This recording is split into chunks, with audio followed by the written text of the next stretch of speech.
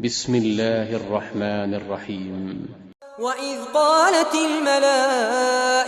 يا مريم إن الله اصطفاك وطهرك واصطفاك على نساء العالمين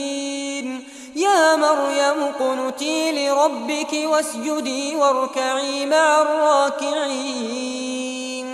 ذلك من أنباء الغيب نوحيه إليك وما كنت لديهم إذ يلقون أقلامهم أيهم يكفل مريم وما كنت لديهم إذ يختصمون إذ قالت الملائكة يا مريم إن الله يبشرك بكلمة منه اسمه المسيح عيسى ابن مريم وجيها في الدنيا والآخرة ومن المقربين ويكلم الناس في المهد وكهلا ومن الصالحين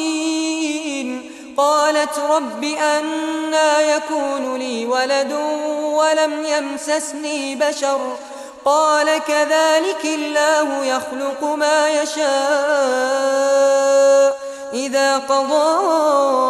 أمرا فإنما يقول له كن فيكون ويعلمه الكتاب والحكمة والتوراة والإنجيل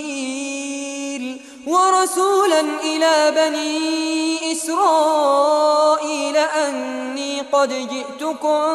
بآية من ربكم أني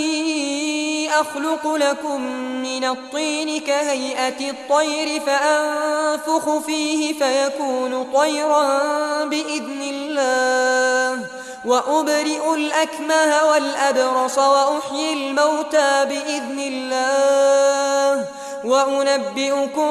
بما تأكلون وما تدخرون في بيوتكم إن في ذلك لآية لكم إن كنتم